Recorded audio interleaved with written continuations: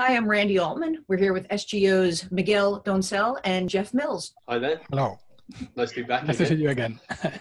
Yeah, we spoke this way in April for NAB, and here we are back for IBC season, is what we're calling it, because even though the show would have happened this week into next, people have been announcing things throughout the month, and that's an interesting way that people are doing things, and we'll talk about that a little bit more in a second. But why don't we jump in? Recently, after NAB, you guys introduced, or virtual NAB, you introduced Mistika 10. Do you want to talk a little bit about that release, what it's offering people, and some of the new stuff?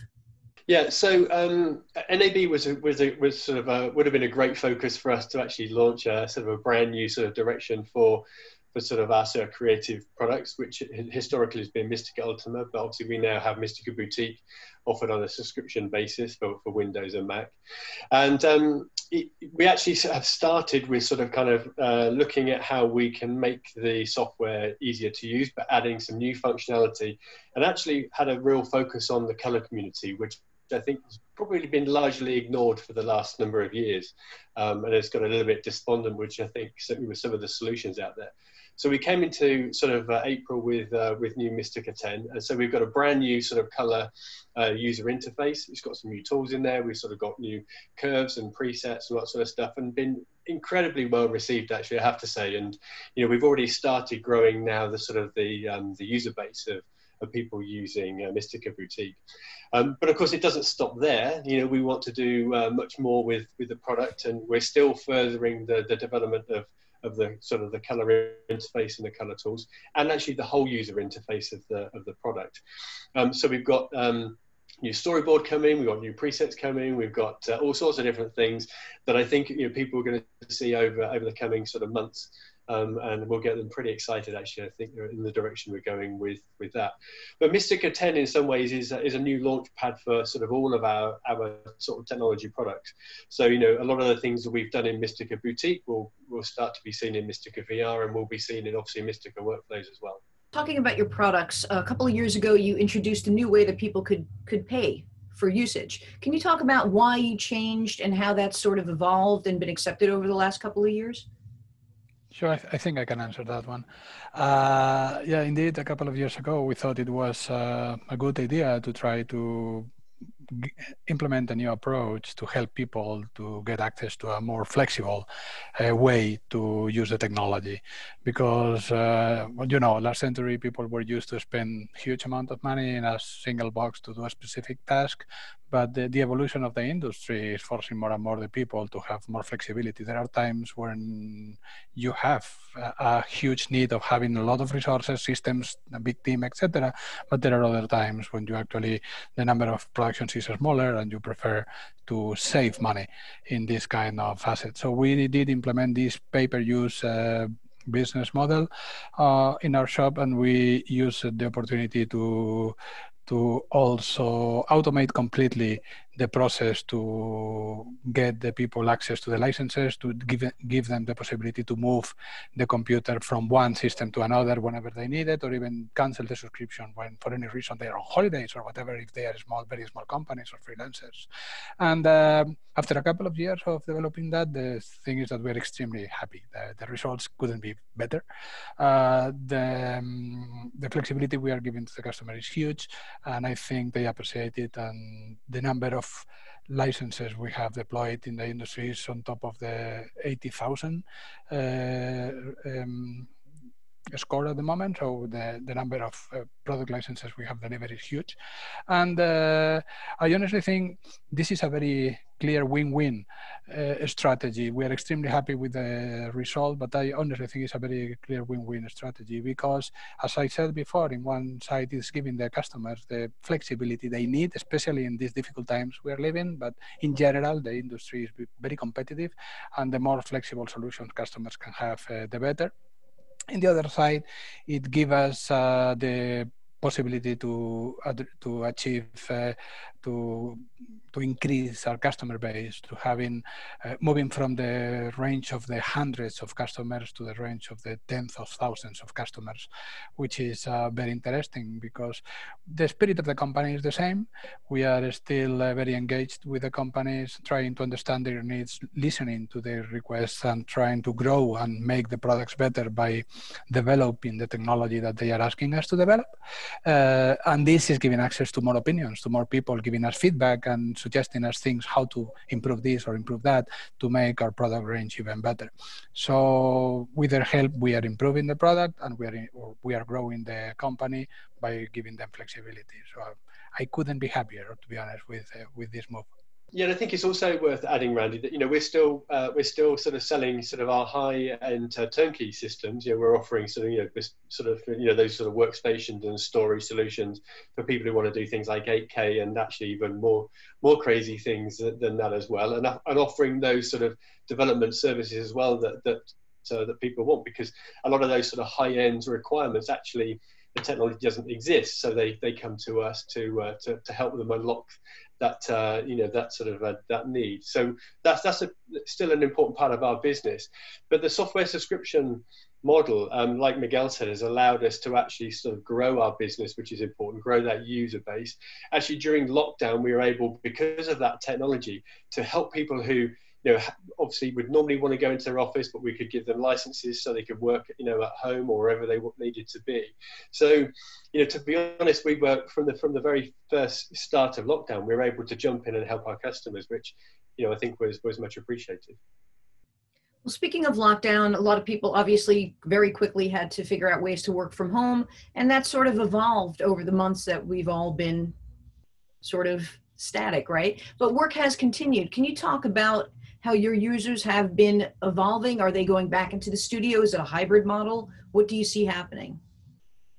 I think, certainly looking from a global perspective, because clearly we're in a global situation here, is that, luckily things have started to come back. It's by no means sort of any sense of normality. And I'm sure, to be honest, some of the lessons that are being learned right now are going to actually sort of, move forward anyway and won't change very much. But it is refreshing to see that, productions are starting, albeit I think, really quite limited. Obviously there's a lot of repurposing of content. You can see that. So people are doing that. So of course there's other technologies that are being needed to do that. So, restoration technologies are coming to play where you want to put some of that older content back out and put it out for today's sort of platforms. So that's certainly been interesting. But actually I think at the sort of higher end, a lot of things haven't stopped. And certainly a lot of our customers have, continued with the work that they have, and it looks like, that work's going to still be coming in as required. I don't know whether Miguel had anything to add to that. Not to be honest, I think I totally agree with you, and I think that slowly the industry is finding new ways to continue creating content and doing what they know how to do, which is amaze people with nice stories and tell stories. This year has been difficult in general for the whole world, not only for the industry, but I think that things are starting to move slowly. And but they're trying to be positive and trying to see the positive side of this situation. It is also helping the people to explore and experiment new ways to do productions, and that is being quite interesting, because if you take a look to how people are producing now, there is more than ever the remote relationships are involved in many parts of the processes, and more than ever they are exploring new ways to manage the teams and to distribute tasks, etc. So that opens a very nice new line for the people that like developing technology like us, to try to bring new tools to the industry and new ways to help them to evolve to this new way of telling stories. So it's been, in one side it's obviously a very sad situation, but in the other side is quite interesting, the kind of things that are appearing. Yeah, I was talking to a studio recently that actually was saying that one of their biggest challenges at the moment is bringing people together for that creative sort of brainstorming that goes on, where people are all in the room together and they're writing on whiteboards and things like that. And that's something that, you know, is obviously been done for many years, and all of a sudden has had to stop. And I think that sort of human interaction there, when you're all in together into a room together, is probably one of the biggest challenges moving forward. I think a lot of the post-production sort of processes that obviously go on can be done sort of, you know, in isolation or remotely. But I think some of that side of it is going to be, you know, it's difficult to sort out moving forward. Absolutely. People have been creative. Maybe they'll find different ways. Who knows what the future brings? But speaking of the future, before I let you guys go, would you be willing to give us a sneak peek into what might be coming down the road from you guys, even in general terms? Yeah, I think we have mentioned something in this direction before, but we honestly think that helping people to collaborate remotely and helping people to improve the productivity on a distributed environment is something that we will definitively put a lot of efforts to develop, because we honestly see the potential on that in normal circumstances as well, not only with this specific moment in time, but also for the future. I honestly think that the people that are starting to get advantage of those things will continue using them, because it saves quite a lot of time and it saves quite a lot of production costs when you are able to do it efficiently.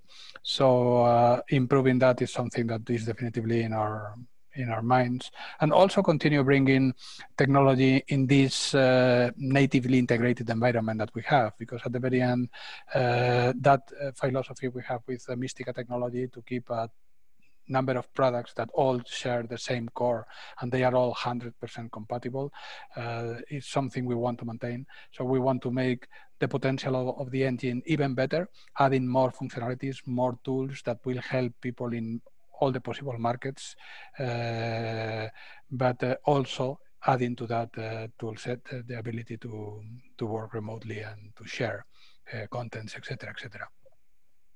Yeah, and some of that we're actually showing during sort of our own sort of virtual IBC, you know, over the sort of the, you know, next few days, and obviously all that content will be, you know, online for people to watch afterwards. You know, so we've got customers showing how they're using different SGO technology products to work together in that integrated way that Miguel said.